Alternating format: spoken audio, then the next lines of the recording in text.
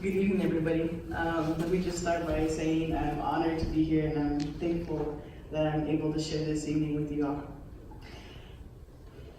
So I'm going to share with you a little journey of my journey of faith and how I became part of the church. So when I was small, my mom and I were very close with my grandparents. We lived next door to each other's. As the years went on, my grandmother's house slowly started to decline. A lady with such a deep faith, spiritual faith, and a faith in St. Jude, the saint of desperate cases. As we sat in the waiting room praying to God and St. Jude for some sort of miracle to save her, the next day the doctor called with news that my grandma had 2 massive strokes in the early morning hours. At that point, we knew it was only a matter of time before she would be on her way. At that time, I relived all the moments that I had with her, both good and bad.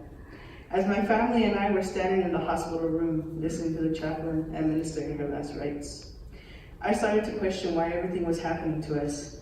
Being selfish, I became angry with God for taking our loved one from us, asking God every day why he took her.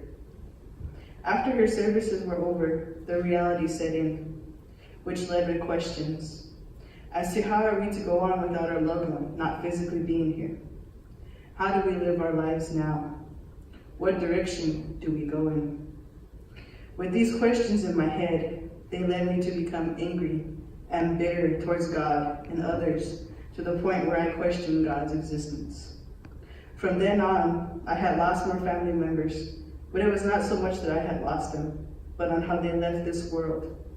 I crossing paths with them minutes before they had passed, leaving me with the question, could I have done something more to save them?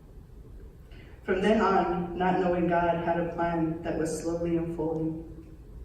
I was blessed with my stepfather who helped my family cope and understand there was a reason why things happened the way they did. One early Sunday morning, my parents and my grandpa woke me up and told me to get ready, that we would be going to church. As I was sitting in the church with mixed emotions, I looked up at the crucifix and immediately, in tears,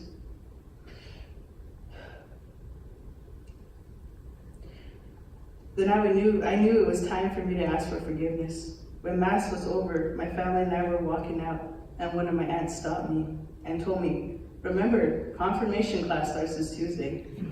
I stood there in shock, speechless, thinking, I have no plans on getting confirmed.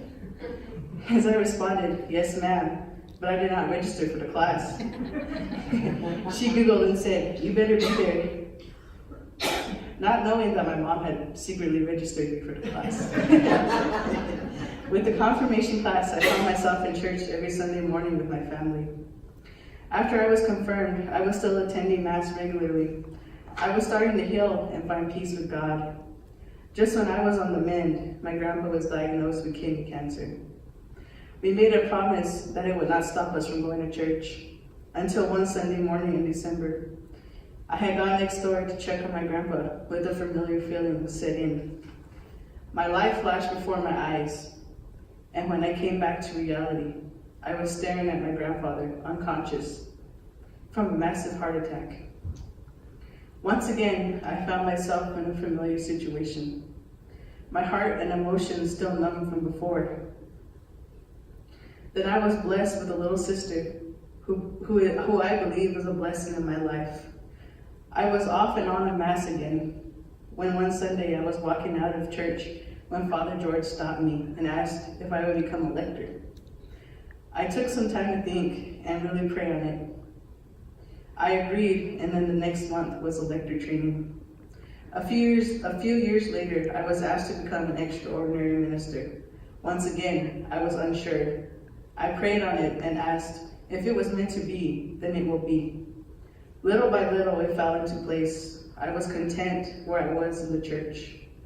When one evening, one of the Kateri Circle members asked me to be a part of the circle, and I agreed, and I have been a member for a year.